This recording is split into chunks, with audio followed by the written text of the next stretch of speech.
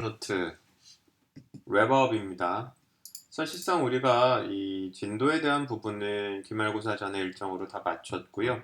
오늘은 이제 여러분들이 이 데이터 센터 프로그래밍을 한 학기 동안 들었고 처음 긴가민가에서 들어왔을 때 이후 한 학기 동안 여러분들이 느꼈던 부분들을 다시 한번 좀 회고해 보고요. 그리고 항상 우리가 배우는 기술은 그리고 우리가 배우는 이론과 이런 기술이 제일 맞겠네. 테크놀로지들은 그냥 피상적으로 이해하고 아름다운 세상이었어 이런 게 아니고 시대 속에서 우리가 배운 기술을 실제로 사용하고 그리고 이 기술이 발전돼 나가는 거에 같이 한번 편승해서 함께 자라나는 그런 기술이 돼야 될 거예요. 여러분들 중에 실제로 이제 도커, 컨테이너, 쿠버네티스, 클라우드 네이티브 이런 분야로 가고 싶어 하는 사람이 생겼다면 더욱더 이런 분야의 기술 발전 추이를 바라보고 지켜보는 게 필요할 텐데 따라서 오늘 수업은 과거를 회상해보고 오늘 시점으로 그 사이에 또 변한 것들이 무엇인지 한번 얘기해보고 앞으로 또 여러분들이 어떻게 해나가야 될지를 좀 요약을 좀 해보려고 해요. 그래서 강의 계획서를 한번 짧게 다시 한번 회고하고요. 중간에 신문 기사들을 조금 더 살펴보겠습니다. 그리고 이러한 문화, 이러한 행사, 이러한 보고서들이 있다라는 거를 여러분들한테 한번 펼쳐줄 거예요. 첫 번째로는 쿠버네티스가 하고 있는 행사들, 자료들이 있고요. 우리나라에서도 비슷하게 클라우드 하는 사람들이 많아지다 보니까 그와 관련된 얘기들, 그리고 CNCF와 같이 클라우드 네이티브 기술을 발전시키고 관리하고 마케팅하는 단체에서 정기적으로 내놓고 하나 하는 보고서들 같은 게 있어요. 그래서 과거를 회상하는 부분이 있고요.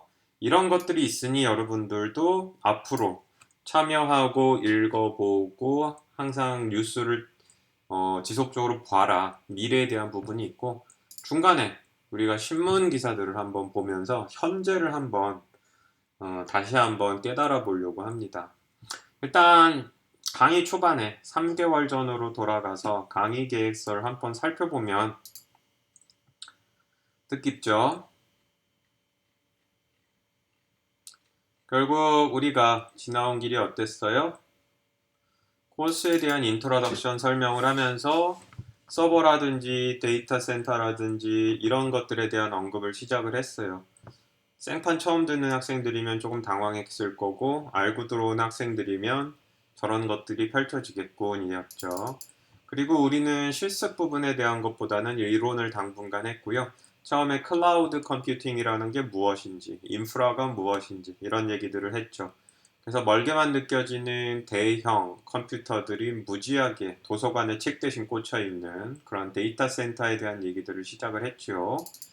그러면서 우리가 실제로 물리적인 장비를 가져다가 쓰는 게 아니고 설치되어 있는 물리적인 장치 위에서 가상화 기술이라는 거를 쓴다라는 얘기들을 했어요.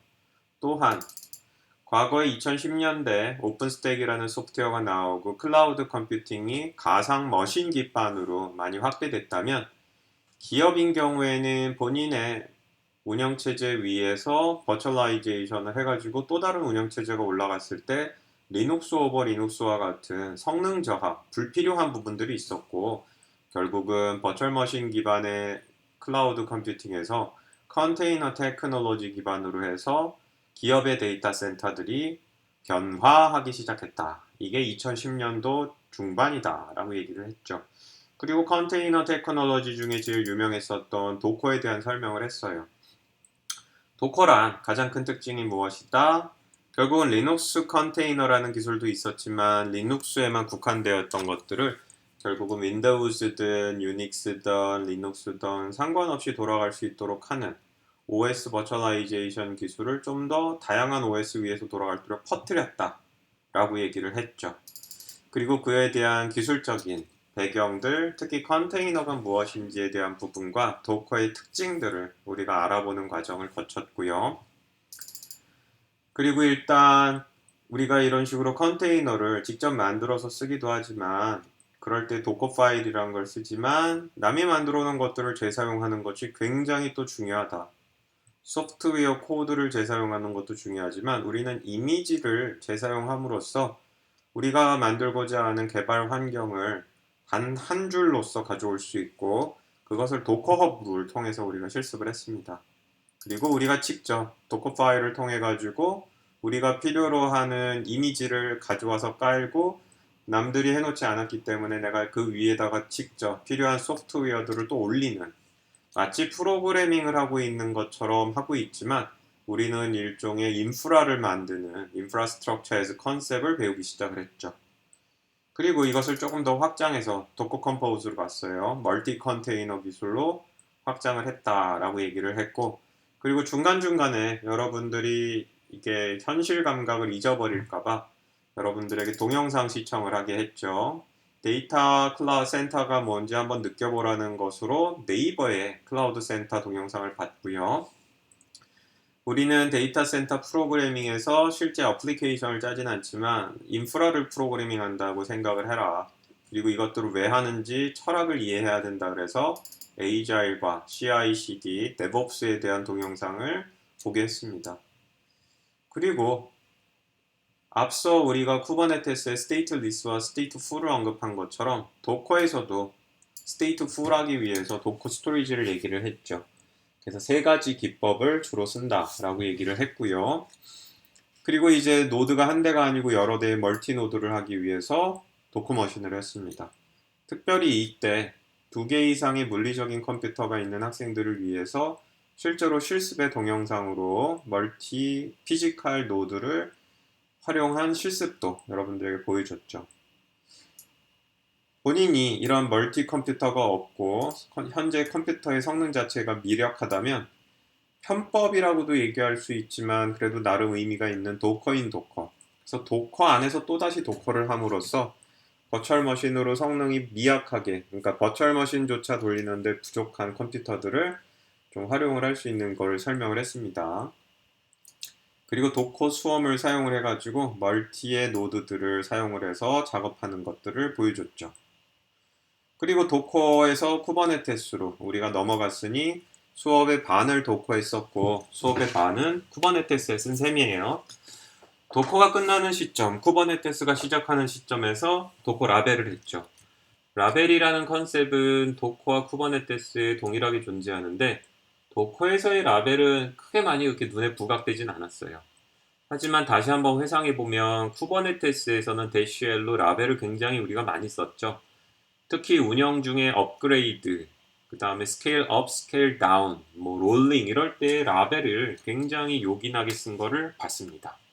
그리고 우리는 쿠버네티스로 들어왔어요. 쿠버네티스의 가장 큰 차이점은 팟이었죠. 팟.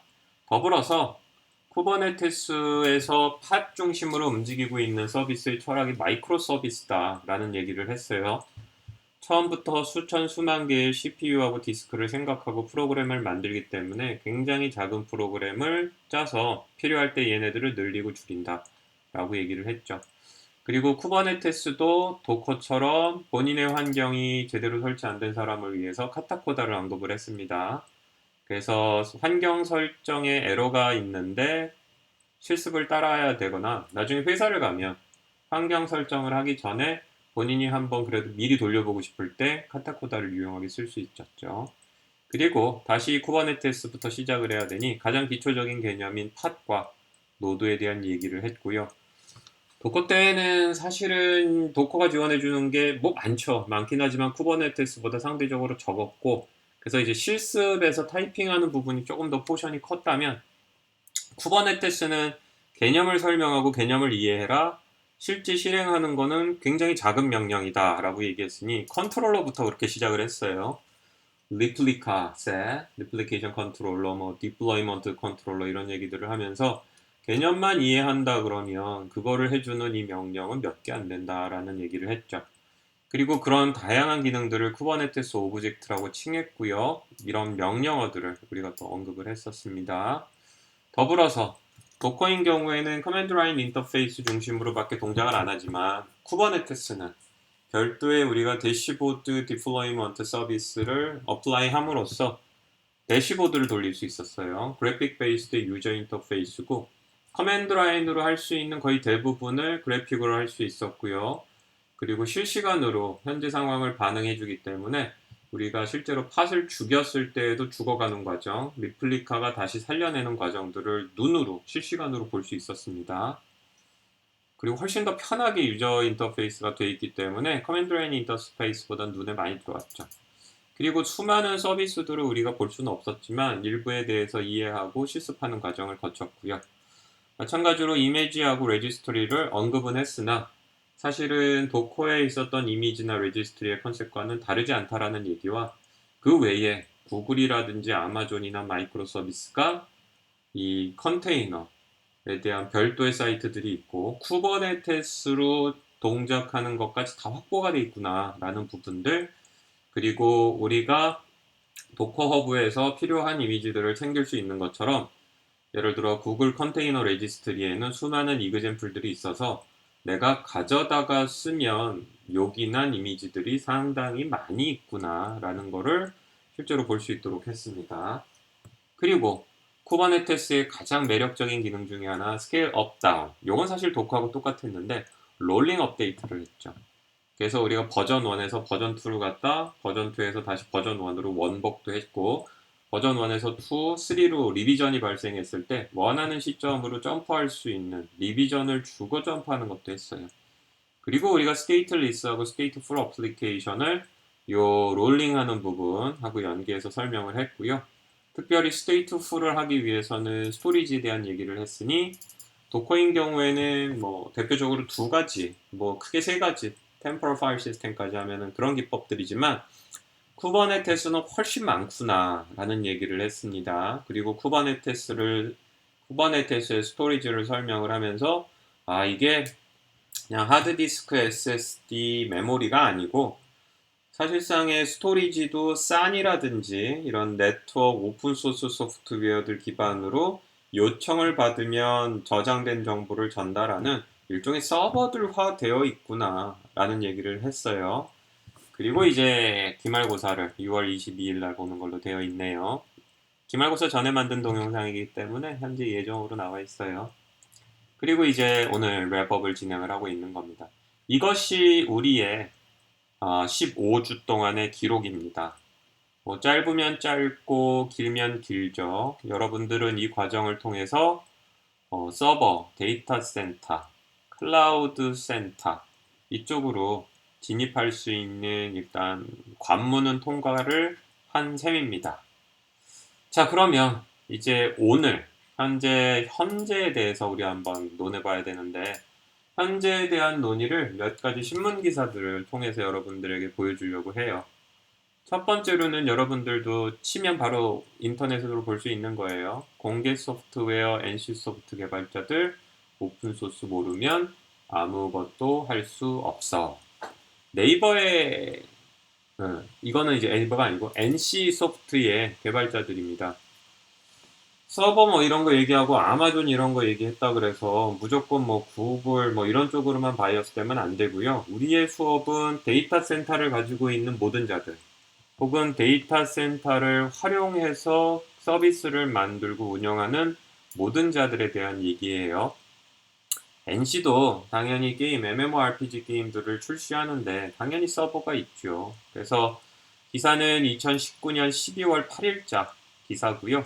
지난 학기 종강 때쯤에 나왔었던 기사입니다. NC소프트에서 이렇게 했는데 정확하게 여러분들하고 들어맞아요.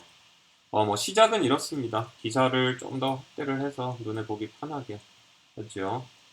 오픈소스를 안 쓰는 회사는 없다라고 얘기를 했고 NC소프트는 핵심 시스템 중 하나인 빌링 시스템도 오픈소스가 없으면 돌아가지 않는다. 빌링은 돈이에요. 돈과 관련된 건 가장 보수적인 것인데 그럼에도 불구하고 오픈소스를 쓴다. 그래서 오픈소스를 한번 강조를 했고요. 뭐 NC소프트는 김택진 대표가 만든 여러분들이 알고 있는 거기 맞아요. 리니지를 아주 대박으로 히트쳤죠. 참고로 NC소프트는 2019년 말에 4,000명 정도의 임직원이 있다고 하네요. 이 기사를 오픈소스 때문에 끌고 나온 건 아니고 여기 보면 클라우드 네이티브 컴퓨터 파운데이션 수업 시간에 등장했었던 CNCF 즉 리눅스 파운데이션이 지켜보니 클라우드 컴퓨팅, 데이터 센터, 컨테이너 테크놀로지 이렇게 너무 발전하니까 그와 관련된 파운데이션을 별도로 뗐다 그랬죠. 리눅스 파운데이션 산하에서. 결국은 NC소프트도 이 CNCF에 굉장히 열심히 하고 있고 이제는 기사를 읽을 수 있죠. CNCF는 현재 가장 잘 나가는 오픈소스인 쿠버네티스를 비롯해 20여 개 오픈소스 프로젝트를 관리하고 있다. NC소프트가 결국 CNCF에서 쿠버네티스 등을 활용한다 라고 생각을 하면 돼요. 그 이후로 뭐 실장님 얘기도 나오고 여러 얘기가 나오는 걸 볼 수 있고 다시 한번 오픈소스에 대한 강조를 쭉 하는 걸 볼 수 있어요. 기사는 처음부터 끝까지 한번 읽어볼 만해요. 읽어보면 굳이 NC소프트를 가지 않더라도 뭐 온프레미스, 아마존 뭐 쭉 얘기 나오고 그 뭐 회사인 경우에 보면 자체 클라우드가 한 30에서 40%, 외부도 쓴다. 뭐 이런 것들, 오픈스택과의 관계, 그리고 쭉 내려가 보다 보면 수업에 나왔던 SaaS, 뭐 KVM, 마이크로 서비스 아키텍처 뭐 이런 거 쭉쭉 나오는 걸 볼 수가 있고요. 쭉 기사들 쭉 내려가면 뭐 쿠버네티스 회비로 NC가 1년에 한 4천만 원 낸다. 뭐 이런 부분들도 있고요. 재밌는 거는 이걸 것 같아요. 오픈스택과 쿠버네티스를 잇는 차세대 기술이 뭡니까? 라고 물었더니 현재 서버리스를 뽑았어요. 서버리스. 수업 시간에도 서버리스에 대한 얘기를 했죠. 서버가 없는 게 아니에요. 그냥 굉장히 단순한 기능 API로 호출하면 결과만 주는 정도였고 그 다음에 여기 오픈소스로 K네이티브나 오픈휘스크 오픈휘스크 뒤에 이제 네이버 자료 보여줄 텐데 네이버도 비슷하게 얘기하거든요. 오픈휘스크 이래서 서버리스를 하는 게 좋지 않겠어요? 뭐 이런 얘기도 나옵니다. 그래서 기사는 한번 쫙 여러분들이 한번 살펴봤으면 좋겠고요. 자, 그러면 오늘자로 정말 클라우드 네이티브 이런 게 인기인지를 알기 위해서 우리가 구글을 가서 도대체 검색을 하면 몇 개쯤 나오나 봅시다. 클라우드 네이티브 100만 천만 약 7억 개 7억 100만 개 정도가 검색이 돼요. 어마어마하죠. 뉴스만 한번 하면 6,340만 개 굉장히 많은 걸 볼 수 있어요. 자, 근데 외국 얘기만 하면 조금 사실 감이 멀잖아요. 그러면 우리나라 얘기를 좀 해봅시다. 우리나라 뉴스 기사에서 이제 여기서 정말 무식하게 클라우드 네이티브라고 치면 얼마나 나오는지 우리 한번 구경해 보도록 합시다. 네이버 뉴스 그리고 기간은 그냥 풀로 줬고요. 현재 살펴보면 1일 전에 이제 레드 클라우드 네이티브 뭐 쭉 있고 좀 여럿 있어요. 근데 요번 학기에 참 재밌었던 일이 몇 가지가 있었는데 여기에 보면 코로나가 앞당긴 교육 혁신, 디지털 체계 건설해야 라는 기사가 있죠. 사실 이게 EBS 사이트가 불러왔었던 폭풍이었는데 5월 27일 실렸던 기사네요. 보게 되면은 뭐였느냐? 일단 쭉 내려가서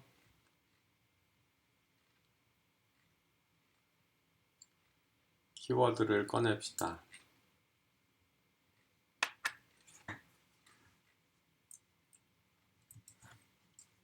클라우드 여기서 나왔던 게 이거였어요. 그 EBS 사이트 관련돼서 기사들이 여러 개 나왔고 이건 또 최근에 또 나왔었네요. 결론적으로 EBS 기타 등등의 LMS 사이트들이 클라우드를 표방을 하기는 했었는데 시간이 없었죠. EBS가 뭐 코로나가 이렇게 터질 줄 알았었나. EBS 포함해가지고 뭐 전국에 있는 이러한 렉처 매니지먼트, LMS가 렉처 매니지먼트인데 준비가 안 돼 있었었죠. 그래도 급하게 클라우드라는 개념이 있기 때문에 기존에 본인들이 서버에서 돌리고 있었던 소프트웨어를 본인들의 물리적 서버에서 끄집어내가지고 클라우드로 그대로 옮겼죠. 이렇게 하면 사실은 버추얼 머신 기반의 모노리틱한 소프트웨어가 돌아가기 때문에 기존보다 비용은 더 들어갈 수 있어요. 우리가 임시 변통으로 지금 이러고 있는 건데, 결론적으로는 코로나 사태가 불고 온 재밌는 것 중에 하나가 클라우드 네이티브로 개발을 다시 하는 게 맞는 것 같다. 이제부터 우리는 이런 프로젝트들을 여럿 해야 한다라고 이제 얘기를 합니다. 그래서 뭐 여기도 얘기했지만 1년 걸릴 일을 이렇게 급하게 해가지고 겨우 이제 우리가 버틴 건데 대단한 거죠. 이 정도로도. 아이러니하지만 코로나가 클라우드 컴퓨팅에 대한 얘기들, 그 다음에 데이터 센터, 클라우드 네이티브에 대한 얘기를 많이 했고요. 보는 것과 같이 모르고 저지르기 쉬운 클라우드 보안 뭐 이런 거를 포함을 해서 국내에서도 기사들이 클라우드 네이티브로 굉장히 많이 나와 있는 거를 우리가 볼 수가 있습니다. 그래서 보는 것과 같이 대한민국도 이게 뭐 5월 22일 다 클라우드 네이티브가 들어갔잖아요. 우리나라도 여러분들한테 얘기한 것처럼 굉장히 뭐라 할까 국내적으로 클라우드 네이티브나 컨테이너 테크놀로지 이런 분야가 굉장히 왕성하게 떠올랐다라는 것을 우리가 또 한번 알 수 있고요. 아마 EBS라고 치면 바로 나올 것 같기도 하고 EBS 클라우드 면 그래요. 코로나로 인한 비대면 마이크로소프트 클라우드 에이저로 EBS 온라인 클래스 운영. EBS가 이번에 밝혀졌는데 에이저로 했대요. 그래서 보는 것과 같이 뭐 언택트 이런 얘기들도 있지만 클라우드 네이티브가 최근에 국내에서도 뜨거운 이슈입니다. 여기 보면 이제 EBS 온라인 수업 최대 300만 명 동시 접속 뭐 이런 일도 있고요.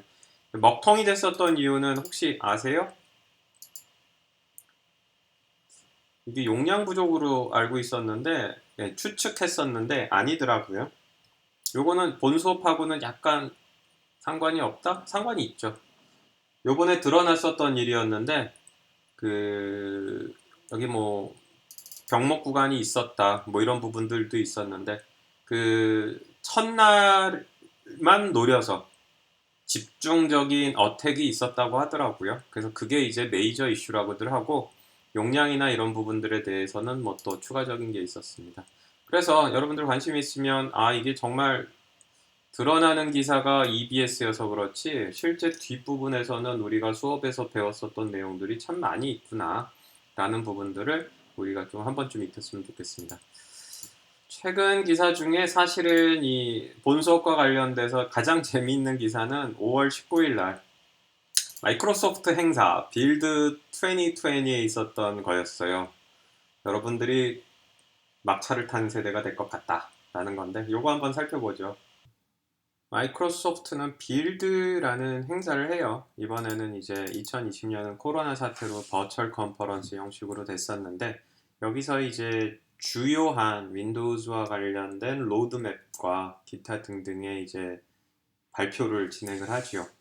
이번에 가장 핫했던 것이 바로 이번 학기 여러분들이 이제 수업에서 초반에 애를 좀 먹었을 만한 부분들에 대한 것이니 결국은 윈도우즈 운영체제는 WSL, Windows Subsystem for Linux라는 이름으로 리눅스를 윈도우즈 위에서 지원하기 위한 노력을 기울여 왔어요. 처음에는 우리가 항상 등장하는 터미널, 커맨드 라인 인터페이스 명령이 윈도우즈 위에서 돌아가게 하는 것, 즉 윈도우즈 위에서 리눅스의 커맨드 라인 인터페이스 터미널 명령이 지원되게 하는, 즉 LS를 하면은 이제 디렉토리 파일이 나오고 이런 거를 했었는데 윈도우즈 서브 시스템 4 리눅스 WSL2가 되면서 슬슬 윈도우즈 위에서 리눅스 커널을 올리는 작업을 했고요. 이번에 이제 공식적으로 릴리즈를 이제 얘기를 했습니다. 그래서 보게 되면 현재 2020년 업데이트, 올해 업데이트 이루어질 때에 완벽한 우분투가 이제 올라가는 것으로 발표를 할 예정이고요. 그러니까 올해 실제로 우분투 커널이 릴리즈가 된다는 거예요. 윈도우즈 위에서 돌아가는. 재밌는 거 여기 보면 이제 도커 데스크탑이 있습니다. 서버 쪽에서 마이크로소프트 에이저 이런 쪽에서는 이 도커나 쿠버네티스를 종종 언급을 했어요. 근데 이번에 재밌는 건 우분투 커널이 바로 윈도우즈 위에서 돌아가는 WSL2를 언급한 이후로 그 후속으로 굉장히 재밌는 거를 언급했는데 그 중에 하나가 바로 이 도커 데스크탑입니다. 그럼 내려가 봅시다. 이거 한나이 사이트에다 서머리를 했더라고요. 이거 developer blog.microsoft.com이기 때문에 마이크로소프트의 공식 입장이라고 보시면 돼요. 하나가 얘기한 것처럼 올해 출시할 윈도우즈 거기에 이제 WSL2에 우분투 커널이 바로 올라간다라는 얘기고요. 지금 바로 실행할 수 있는 것처럼 얘기가 돼 있어요. 그래서 처음엔 바쉬셀이 우분투 위에서 동작하는 것처럼 윈도우즈에서도 바쉬 명령어를 받아주겠다고 했다가 지금은 아예 우분투님이 직접 올라가셨고 이거 이후로 줄줄이 나온 것 중에 가장 재밌는 거 도커 데스크탑이 이 WSL2 위에서 바로 돌아가게 해주겠다라고 커스터마이제이션을 하겠다고 하네요. 따라서 여러분들이 비운의 학기겠고 이게 다음 학기 이전에만 이루어진다면 윈도우즈 10을 설치한 노트북을 가진 학생은 마이크로소프트 앱스토어에서 이 WSL에 올라가는 우분투를 다운받으면 거기 이제 도커까지 올라가 가지고 한 방에 해결이 가능한. 그래서 이제 더 이상 그 뭐 하이퍼바이저나 이런데 고충이 사라지는 것이 될 것 같아요. 그래서 현재도 지금 보는 것과 같이 WSL 커맨드에다가 대시 인스톨로 해서 설치를 할 수 있다 라고 얘기를 하고 있습니다. 그래서 보면 WSL 대시 installing virtual machine platform 그래가지고 윈도우즈 서비스 for 리눅스 그래서 하는 부분들이 있고요. 그리고 쭉 내려가면 이건 몰랐는데 되게 재밌는 일이 또 벌어졌어요. WSL will support GPU compute workflow. 우분투 커널이 리눅스 위에 올라간다. 저희 우분투가 바로 윈도우즈에 올라간다 그래서 뭐 재미는 있네. 그리고 교수님인 경우에는 별로 그렇게 기대를 안 했는데 일단 도커가 올라간다 그러니 학생들은 편하겠군 이 정도 생각은 했었고 근데 보면 현재 그 윈도우즈 위에서 돌아가는 리눅스에서도 쿠다와 그 엔비디아 쿠다 그 다음에 다이렉트 ML이라고 부르는 이 GPU와 관련된 ML은 머신러닝이에요. 그래서 GPU와 관련된 기능들도 모두 다 이 윈도우즈 위에서 돌아가는 리눅스에서 돌려주겠다 라고 했습니다. 이러면 좀 와이낫이 되죠. 그쵸? 결국은 윈도우즈가 오픈소스들이 윈도우즈에서 돌아가는 것들이 거의 없고 최근의 수치들을 보면 약간 갑론을박이 있는데 윈도우즈 7이나 8이 그 윈도우즈 7이나 8을 버린 다음에 굉장히 많은 사람들이 리눅스 쪽으로 가고 있다라는 리포트들이 일부 있어요. 굉장히라는 데에서 사실 좀 의아하긴 한데 상당히 두 자릿수의 변화들이 있다라는 얘기들을 합니다. 아무튼 보면은 윈도우즈 위에서 리눅스가 돌아가는데 거기서 GPU와 텐서플로우까지 돌릴 수 있다 그러면 사실상 컴퓨터에다가 리눅스를 설치하지 않아도 웬만한 오픈소스 소프트웨어들을 돌려볼 수 있지 않을까라는 생각들. 그리고 GPU를 지원하는 뿐만이 아니고 이 리눅스의 GUI 어플리케이션도 윈도우즈 서브 시스템에서 돌아갈 수 있게 해준답니다. 그래서 자세히 쳐보면 여기 윈도우즈고요. 오른쪽에 있는 얘가 이 윈도우즈 위에서 리눅스 어플리케이션을 띄운 거예요. 이렇게 되면은 점점 좀 얘기가 달라지죠. 물론 여러분들 중에는 이제 윈도우즈 매니아가 만약에 있다면 윈도우즈가 자꾸 위축이 되네 그럴 수는 있을 거예요. 그래서 이렇게 가장 큰 특징이 다시 정리해 보면 올해 이제 완료될 예정이 available this month니까 사실 WS2는 제가 기사를 잘 안 봤는데 지금 당장 가능하다는 것 같고 도커가 어디 한번 자세히 봅시다. 도커 incorporation following decided to죠. 그리고는 봅시다. following a successful pre-prepared will now default라는 이것까지는 completed네요. completed. 여러분이 지금 당장 할 수 있는 거네. 하필이면 왜 학기 말에 정리하면 결국은 윈도우즈 위에서 리눅스가 올라간다는 얘기는 수업 초반에 여러 했었죠. 결국은 그거의 연맥선상에서 현재 출시를 한 거네요.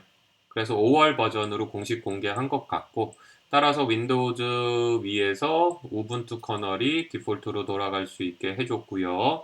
그리고 도커도 도커 인코퍼레이션, 도커에서 오피셜리 WSL2U 위에서 돌아가는 도커 데스크탑을 예쁘게 출시해 줬어요. 뒤따르는 거는 이 리눅스, 윈도우즈 위에 리눅스에서 GPU를 쓸 수 있게 해줬으니 인공지능 하는 사람들 입장에서는 혹은 데이터 어널리틱스 하는 사람 도움 많이 될 것 같고요. 앞으로는 리눅스 V앱까지 나온다고 하니까 참 괜찮은 것 같아요. 그쵸? 그리고 현재 나온 것들 지금 살펴보고 있는데 한 가지 더 살펴보면 양자 컴퓨팅이라는 것들이 조금 얘기가 돼요. 사실은 이게 좀 애매하죠. 이렇게 기술 발전이 확 됐냐 그러면 좀 고민스럽기도 하고 그런데 재밌는 거는 아마존 웹 서비스에서 아마존 클라우드에서 이 양자 컴퓨팅을 쓸 수 있게 지금 해놨습니다.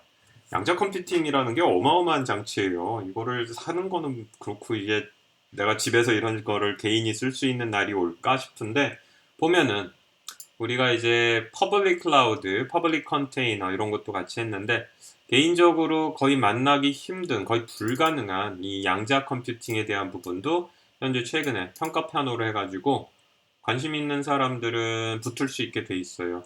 이러면 우리가 지금 쓰는 지금 프리뷰 상태, 우리가 지금 배웠었던 건 사실 CPU 디스크 네트워크, 좀 더 나가면 CPU, GPU, 텐소프로, TPU 이게 우리 데이터 센터 프로그래밍에서 퍼블릭한 자원으로 돈 내고 빌려 쓸 수 있는 건데 보면 이제 그 계열에 양자 컴퓨팅 같은 것도 들어와 있다라는 겁니다.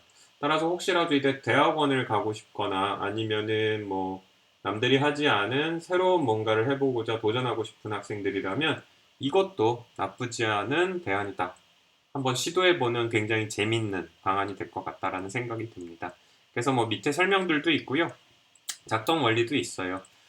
저희가 뭐 빌려 썼던 CPU나 뭐 이런 것들, GPU, TPU 대신 퀀텀 하드웨어, 그 다음에 이 위에 올라가는 소프트웨어를 일부 쌓아놓은 것 같아요. 자, 이런 식으로 돼서 우리가 이제 데이터 센터라는 세상이 우리에게 참 많은 걸 열어주고 있구나라는 거를 느낄 수 있었던 시간을 여러분들에게 주고 싶었어요.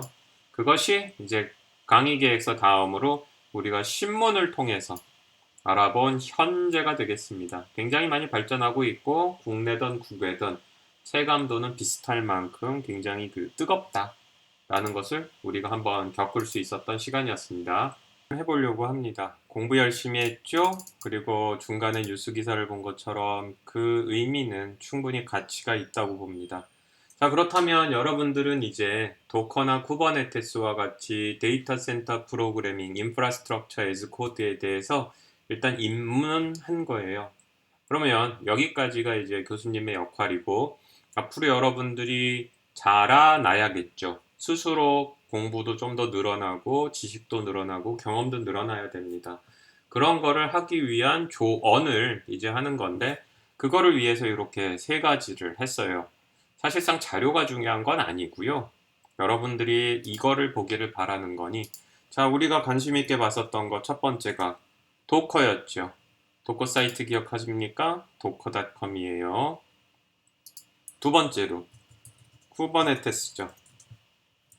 사이트 기억해요? kubernetes.io가 있었어요. 그리고 둘은 우리가 활용한 소프트웨어이기 때문에 매우 많이 언급이 됐지만 이런 걸 모두 관장하는 단체 클라우드 네이티브 컴퓨팅 파운데이션이 있었죠. 자, 우리는 이 사이트들을 기술 자료를 보기 위해서 들어갔어요. 하지만 처음에 도커 사이트를 설명을 했고 지금 눈에 확 들어오는 거 도커콘이 열렸는데 2020 올해 거며 코로나 사태로 인해서 라이브로 온라인으로 한다 그러지 않습니까? 행사 및 백서들이 출간이 돼요. 여기 보면 와치 레코딩도 있네요. 처음 들어가 봐요, 교수님도. 자, 보게 되면 도커콘 5월 28일 지난주에 진행이 됐었네요. 그 다음에 랩이 됐다라고 나왔고 보는 것과 같이 어떤 내용들이 있었는지 나와요. 오, 눈에 확 들어오네. WSL2 더하기 도커 데스크탑. 방금 전에 설명했던 거 그냥 바로 나옵니다. 그리고 눈에 바로 들어오는 게 비주얼 스튜디오 코드와 도커. 세지야 하면서 세이야 나이야? 그거 설치하면서 조금 불편했을 텐데 아무튼 지금 보고 있는 것과 같이 행사들이 열려요. 행사들이. 올해의 코로나 사태로 인해 나쁜 점도 있지만 장점을 꼽으라 그러면 거의 전 세계의 이런 행사들이 다 라이브로 열리고 있다는 점. 그리고 대부분 돈이 굉장히 적게 들었기 때문에 돈을 안 받고 있는 데가 많아요. 따라서 저런 행사들 가서 구경 한 번씩 꼭 해보고요. 그 다음에 이제 여러분들은 유저기도 하고 개발자입니다. 따라서 이렇게 커뮤니티, 도커 커뮤니티, 미터 도커 커뮤니티. 그래서 보는 것처럼 전 세계에서 미트업 하는 것들, 이벤트 있는 것들 이렇게 설명이 나와요. 따라서 이제는 관심이 있으면 참여해 보도록 하세요. 한번 한국에서는 행사가 별로 없는데 행사와 미트업을 한번 볼까요? 되게 이제 국적이 나오는데 여기는 조금 복잡하네. 되게 나라들이 이렇게 깨끗하게 정리된 데가 있어요. 오, 여기는 유적으로 한국의 유적으로 코리아가 읍내 서울. 아직 우리나라가 이런데 약한 거예요. 한국은 도커 유저 그룹이 없네. 다시 이게 도커 유저 그룹. 코리아가 없습니다. 따라서 여러분들에겐 기회예요. 지금 없으니 여러분들이 하면 처음이 되는 겁니다. 없다는 거는 황무지가 아니고 새로 할 수 있는 가능성을 얘기해요. 뭐 아시아 다시에도 없겠지 뭐. 그죠? 거꾸로 아시아인데 인도 되게 많아요.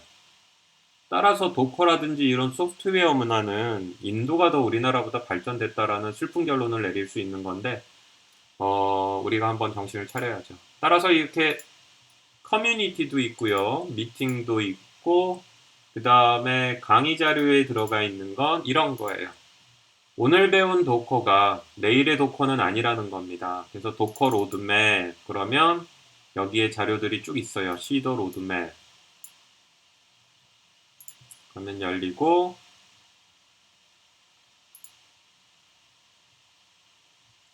보는 것처럼 현재 이제 GitHub다 보니까 이슈들 뭐 보고 있는 것들 소프트웨어 자체의 변화를 얘기하고 있네요. 이건 말고도 찾아보면 2020, 2021, 2022 이런 식의 로드맵들도 있어요. 따라서 여러분들도 이제 도커와 쿠버네티스와 이 두 소프트웨어의 유저면서 개발자입니다. 커뮤니티도 관심 있게 가보고요. 이벤트도 쳐다보고요. 로드맵도 보면서 그리고 한 달에 한 번 아니면 뭐 분기에 한 번 아니면 반기에 한 번이라도 이 도커와 쿠버네티스가 어떻게 변화되는지를 지속적으로 보세요. 그러면 여러분들이 어느 순간에 이제 입문자를 지나서 초보자로 진입을 하고 초보자가 지나면 원활한 사용자가 되고 개발자가 되고 그러다 전문가가 되죠. 쿠버네티스도 마찬가지예요. 위쪽에 있는 것들이 수업 시간에 얘기를 했다면 보는 것처럼 쿠베콘들이 열리고 있고 또 버추얼리 열리고 있잖아요. 비디오들 볼 수 있어요. 들어가서 잘 살펴보고 본인과 비슷했던 사례들도 살펴보고 마찬가지로 커뮤니티 있습니다. 그래서 쭉 커뮤니티들이 설명이 돼요. 뭐 비슷한 비디오도 있고 토론도 있고 지역 커뮤니티가 여기 있는지는 모르겠네요. 한번 찾아볼까요? 등재는 안 됐지만 있을 수 있는 도커 코리아 유저 그룹 있네. 하지만 이제 페이스북에 있을 정도로 되어 있네요.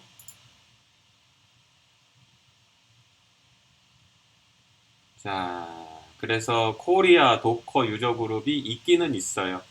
그래서 보면 나름 뭐 사람들이 글 올리네요. 그리고 도커가 아닌 쿠버네티스 마찬가지로 페이스북을 또 많이 쓰네. 페이스북에 쿠버네티스 코리아 그룹이 있어요. 그래서 1시간 전에 올릴 정도니 뭐 열심히 하는 양반들 꽤 있네. 그러네요. 1시간 전, 5시간 전. 이 홍현준 씨가 계속 눈에 띄는 걸로 봐서는 그래도 다른 사람들 많이 있어요. 그쵸? 여기서 이제 또 쳐다보고 질문하고 하다 보면 어딘가에서 여러분에게 연락이 올 거예요. 같이 함께 일하지 않겠어요? 대기업에 계신 분들도 꽤 많아요. 따라서 지금 보고 있는 것과 같이 미래를 위해서 여러분들에게 부탁하는 거 한 학기 동안 열심히 했잖아요. 그러니까 퇴퇴 뵙고 다시는 만나지 않으리라 그러지 말고 여기서 이벤트라든지 커뮤니티, 기타, 미터, 뭐 로드맵 확인하고 쿠버네티스 도커.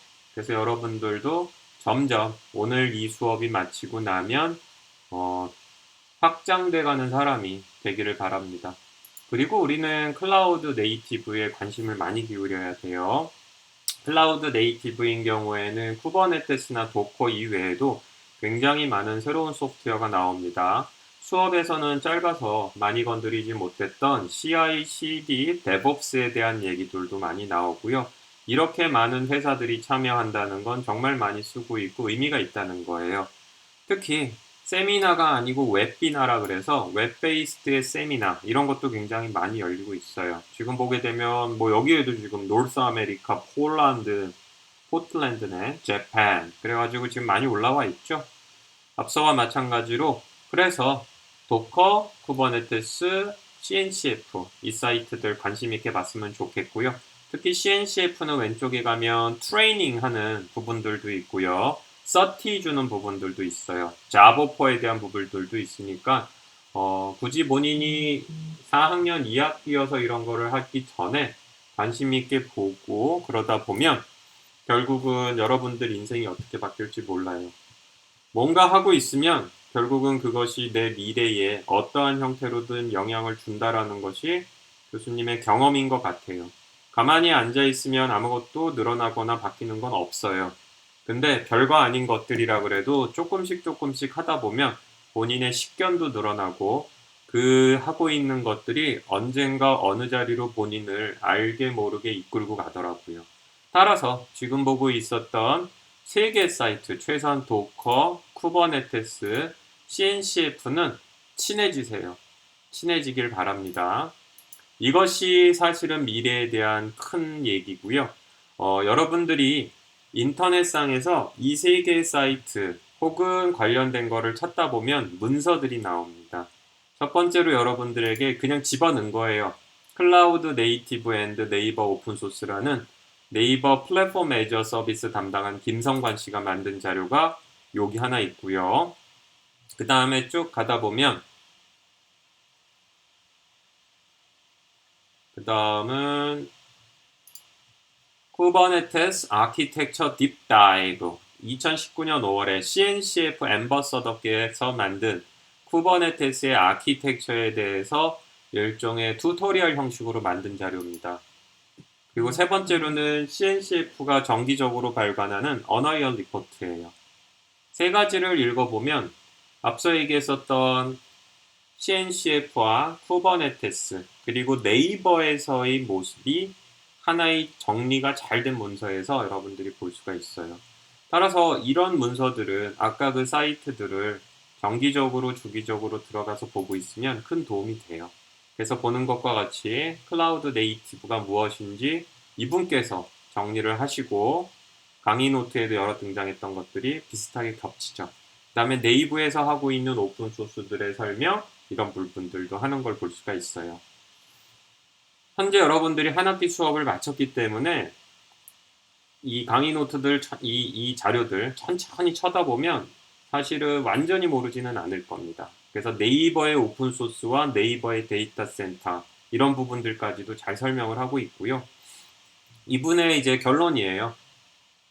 클라우드 네이티브로의 전환은 피할 수 없다. 네이버도 클라우드 네이티브의 적용에 속도를 올리고 있고 열심히 오픈소스 한다. 라는 부분들. 그리고 observability 개선이라는 것은 쿠버네티스의 대시보드 같은 것들이 결국 우리가 모니터링하고 관리하는 거였죠. 그런 부분들이고요. 관련돼서 이제 오픈소스들도 열심히 설명하고 있습니다.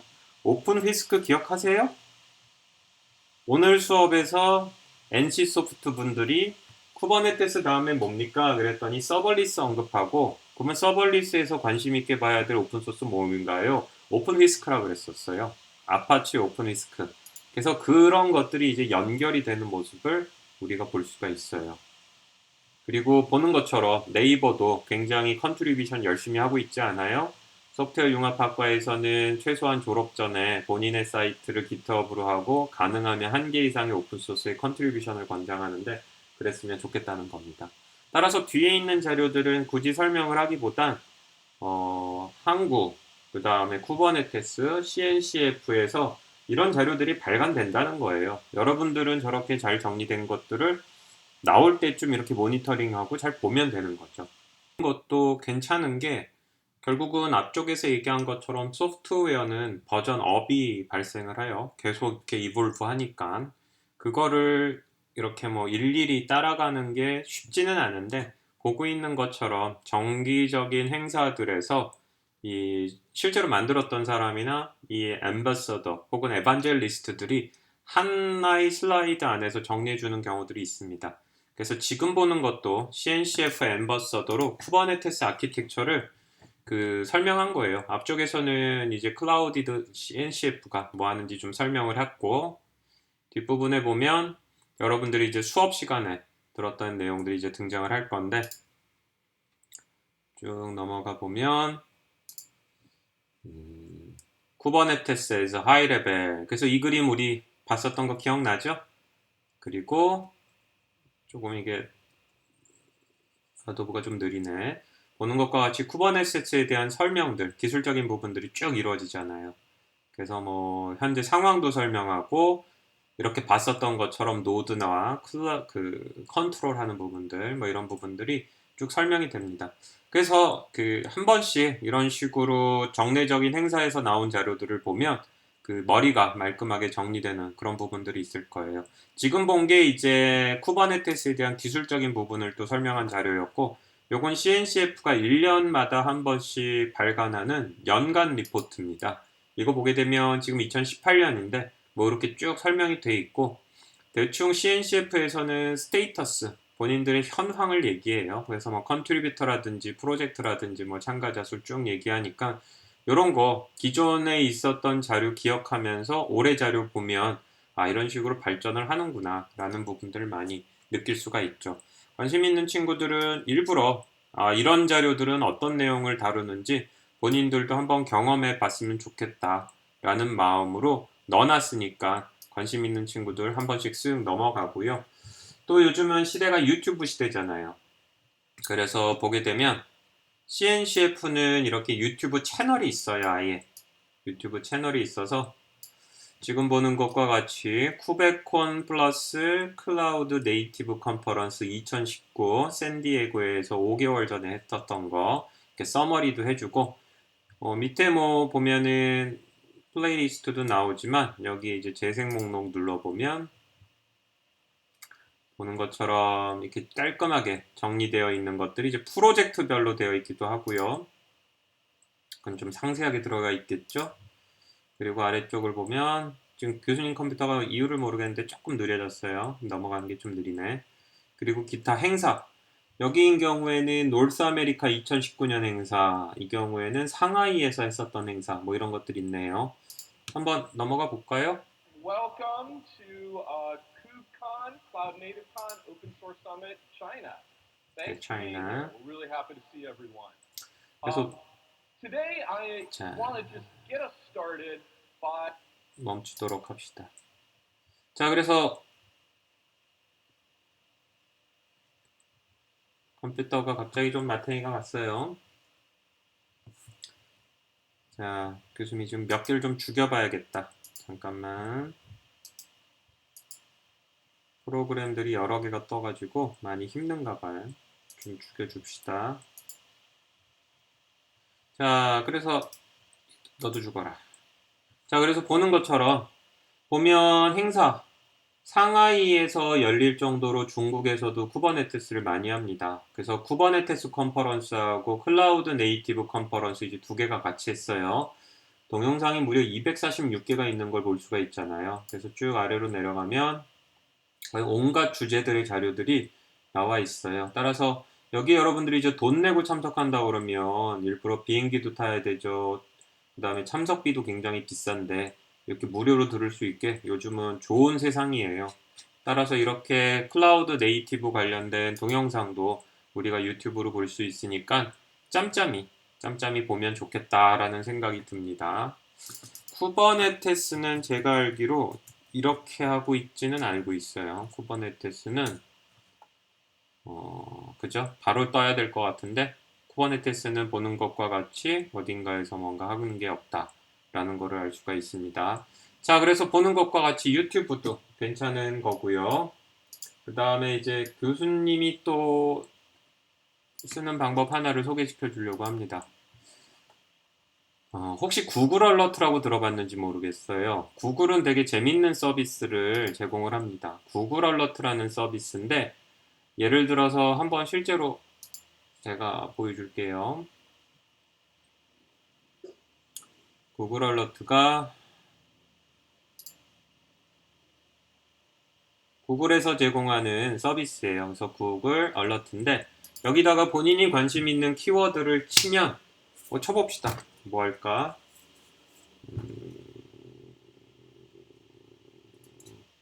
윈도우즈 서버 시스템 2 이거는 없었으니까 치면 아래쪽으로 이렇게 관련된 기사가 나오는데 여기서 C 옵션을 누르면 여기에 How Often WSL이라는 키워드를 가지고 있는 글들 구글이 모은 것 중에 얼마나 자주 대개 하루 소스는 블로그, 뉴스, 웹, 파이낸스, 비디오, 북, 디스커션인데 선택할 수도 있고 오토로 하면 구글이 알아서 영양가 있는 걸 보내줘요. 랭귀지도 선택할 수 있는데 주로 잉글리시로 하는 게 맞아요. 레전도 선택할 수 있어요. 별도로 안 하는 게 전 세계 대상. How many 그래가지고 괜찮고 사람들이 관심 있고 의미 있을 만한 거가 디폴트로 only the best고요. 안 그러면 모두다. 인기 있는 쿠버네티스 같은 건 정말 폭주할 수 있어요. 그 다음은 이메일 본인이 선택을 하고 크리에이트 하면 이렇게 생깁니다. 그럼 무슨 일이 벌어지느냐면 매일 once a day 했으니까 매일 그 키워드에 대한 이메일을 보내줘요. 그래서 교수님이 하루에 받는 것들이 이렇게 등록한 게 꽤 있어요.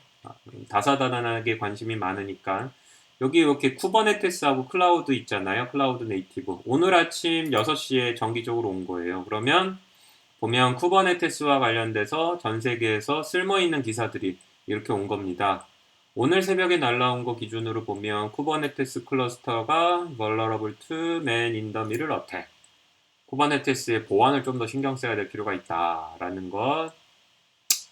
Why do Kubernetes and containers go hand in hand with machine learning? 머신러닝에서 많이 쓴다. 뭐 이런 얘기들이 쭉 나오는 걸 볼 수 있죠.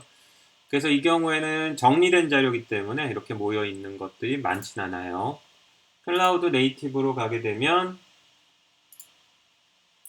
보는 것과 같이 클라우드 네이티브가 들어간 기사들이 날라옵니다.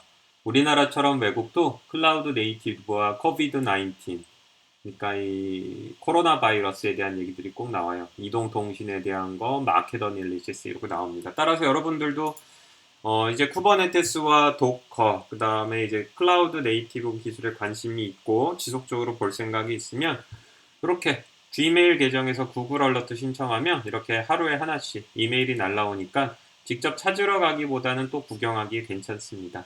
자, 이런 식으로 여러분들이 결국은 뭘 얘기하고 있어요? 초반부로 돌아가면 결국은 수업에 대한 부분은 그래요. 마감을 하죠. 현재도 나름 괜찮은 걸 알아봤으니 여러분들이 관심만 있다면 사실 정보는 굉장히 다양한 것을 미트업, 커뮤니티, 그 다음에 국내 행사도 물론 있고 언어이얼 리포트, 그 다음에 보는 것과 같이 튜토리얼도 있고 더불어서 유튜브 채널도 있고 그리고 구글 얼러트를 하면은 나한테 매일매일 이메일까지 보내주니 아주 행복하지 않겠습니까? 자, 결국 이런 식으로 여러분들이 이번 학기에 배운 데이터 센터 프로그래밍의 기술들을 조금 더 흥미가 생겼고 앞으로 본인 캐리어나 인생을 살아감에 있어 도움이 된다면 지금 설명했던 방법들을 통해서 앞으로 좀 더 발전된 개발자들이 될 수 있을 거라고 생각을 합니다. 자, 그럼 이제 수업 마무리합시다. 자, 그래서 우리가 한 학기 동안 여러분들이 고생을 많이 했어요. 아마 중간고사가 어떻게 나올지 많이 떨었겠지만 중간과제물 보면서 중간고사 예시된 거 보면서 실습이나 이런 거는 시험이 없네 이렇게 느꼈겠죠. 이 수업은 그래요. 여러분들이 실제 어플리케이션 프로그래밍 하는 것을 원했던 과목은 아니에요. 여러분들이 만든 어플리케이션이 서버 위에서 데이터 센터 위에서 돌아가는 것을 하는 프로그래밍이었고, 그래서 우리는 이론적인 것, 인프라스트럭처 애드 코드부터 버추얼 머신이 무엇인지, OS 레벨의 버추얼라이제이션이 이 컨테이너가 무엇인지, 그리고 매니지한다는 게 무엇인지에 대한 이론적 지식을 깨달았고요. 그것을 도커와 쿠버네티스라고 부르는 실질적 소프트웨어를 통해서 경험했습니다.